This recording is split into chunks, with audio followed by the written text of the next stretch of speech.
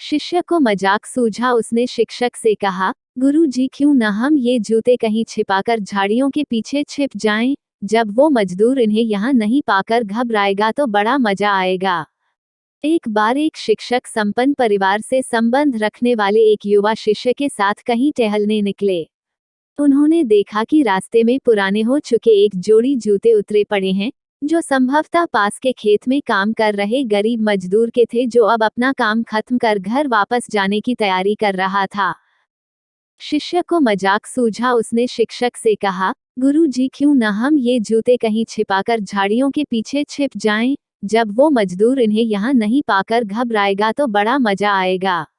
शिक्षक गंभीरता से बोले, किसी गरीब के साथ इस तरह का भद्दा मजाक करना ठीक नहीं है।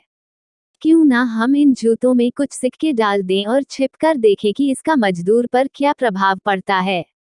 शिष्य ने ऐसा ही किया और दोनों पास की झाड़ियों में छुप गए। मजदूर जल्द ही अपना काम खत्म कर जूतों की जगह पर आ गया।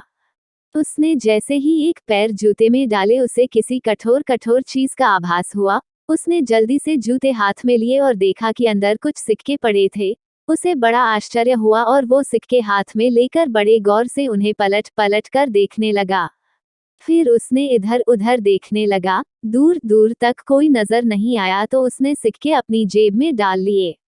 अब उसने दूसरा जूता उठाया, उसमें भी सिक्के पड़े थे। मजदूर भावविभोर हो गया। उसकी आंखों में आंसू आ गए। उसने हाथ जोड़ ऊपर देखते हुए कहा, हे भगवान, समय पर प्राप्त इस सहायता के लिए उस अनजान सहायक का लाख लाख धन्यवाद।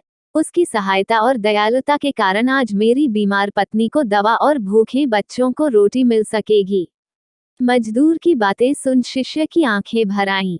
शिक्षक ने शिष्य से कहा, क्या तुम्हारी मजाक वाली बात की अपेक्षा जूते में सिक्का डालने से तुम्हें कम खुशी मिली? शिष्य बोला, आपने आज मुझे जो पाठ पाया है, उसे मैं जीवन भर नहीं भूलूंगा। आज मैं उन शब्दों का मतलब समझ गया हूँ जिन्हें मैं पहले कभी नहीं समझ पाया था, कि लेने की अपेक्षा देना कहीं अधिक आनंददायी है। देने का आनंद असीम है। देना देवत है। धन्यवाद। कृपया मेरे चैनल को सब्सक्राइब करें।